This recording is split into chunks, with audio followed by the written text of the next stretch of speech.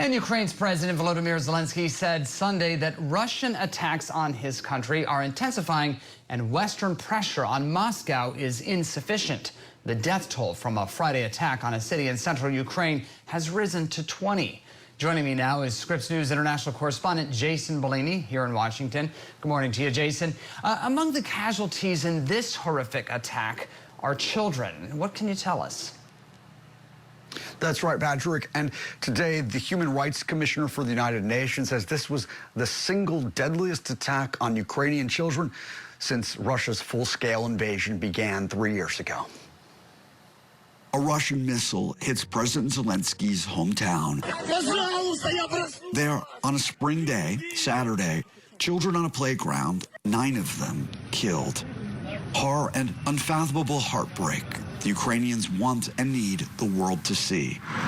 The Russian Defense Ministries claim it was a high-precision strike on a meeting of Ukrainian commanders and Western instructors in a restaurant. But security cam footage said to be from that restaurant shows no military personnel present at the time of impact. The U.S. Embassy in Kyiv flying its flag at half-staff. The attack coming just days after a Russian drone strike hit Kharkiv late Thursday. Ukraine's state emergency service said the blast ignited a massive fire and left a trail of shattered homes in its wake. On Sunday, more missile attacks. These ones, Zelenskyy says, launched from Russian ships. Сьогоднішньому російському ударі були ракети, які запустили з акваторії Чорного моря. The Black Sea. Kyiv agreed to a Black Sea ceasefire, but Putin insists he wants U.S. sanctions lifted first. A delay tactic, says Zelenskyy. Вони хочуть залишити собі можливість бити з акваторії моря по наших містах, по наших портах.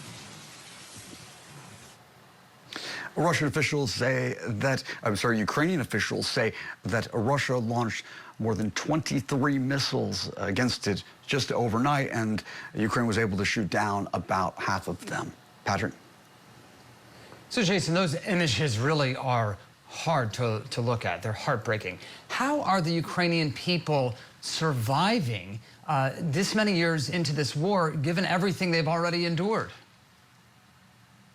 Well, this is really just a national blow, and in response to this, Ukraine's declared 3 days of mourning. And in my time in Ukraine, all the time I've spent there, I've never seen something like this where they declare mourning for such an extended period. The other big concern right now is that it really appears that Ukraine's ability to knock out Russian missiles, which are coming in increasing force, appears to be diminishing. The Telegraph is saying that now only about half of the ones that are attacking Kyiv, which is the best protected city, only about half of those are being destroyed before impact. Patrick? Staying on top of the story for us, Scripps News international correspondent Jason Bellini in Washington. Jason, thanks so much.